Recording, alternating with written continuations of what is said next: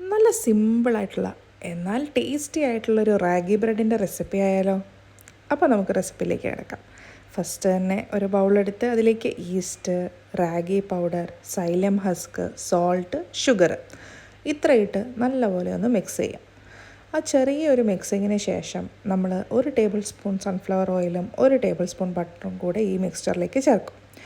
അതിനുശേഷം നമുക്ക് total 2 cups of lukewarm water വേണം. അത് ബാച്ച് ബൈ ബാച്ചായിട്ട് നമ്മൾ ഈ മിക്സ്ചറിലേക്ക് ഒഴിച്ചു കൊടുക്കാം. സോ 2 കപ്പ് ഒഴിച്ചു കൊടുത്ത് കഴിയുമ്പോൾ നമുക്ക് തോന്നും അയ്യോ വെള്ളം കൂടിയോ, പക്ഷേ വെള്ളം കൂടിയിട്ടില്ല, അത് കറക്റ്റായിരിക്കും. നമ്മളങ്ങനെ ഒരു 2-3 മിനിറ്റ്സ് ഇങ്ങനെ മിക്സ് ചെയ്ത് കഴിയുമ്പോഴത്തേക്കും അത് നല്ല ഒരു തിക്ക് കൺസിസ്റ്റൻസിയിലേക്ക് എത്തും. അതാണ് നമുക്ക് വേണ്ടത്. ആ കറക്റ്റ് ഒരു 2-3 മിനിറ്റ്സിൽ കണ്ടോ, ഇപ്പം നിങ്ങൾ കാണുന്ന പോലെ അതിങ്ങനെ നല്ല തിക്കായി വന്ന് തുടങ്ങുമ്പോൾ നമ്മളതൊരു 2 അവേഴ്സിന് വേണ്ടിയിട്ട് അടച്ചു വയ്ക്കും. 2 അവേഴ്സ് അടച്ചു വെച്ച് നമ്മൾ വെയിറ്റ് ചെയ്ത് കഴിഞ്ഞ് തുറക്കുമ്പോൾ ഉണ്ടല്ലോ ഇതിങ്ങനെ പൊന്തി വന്നിരിക്കും.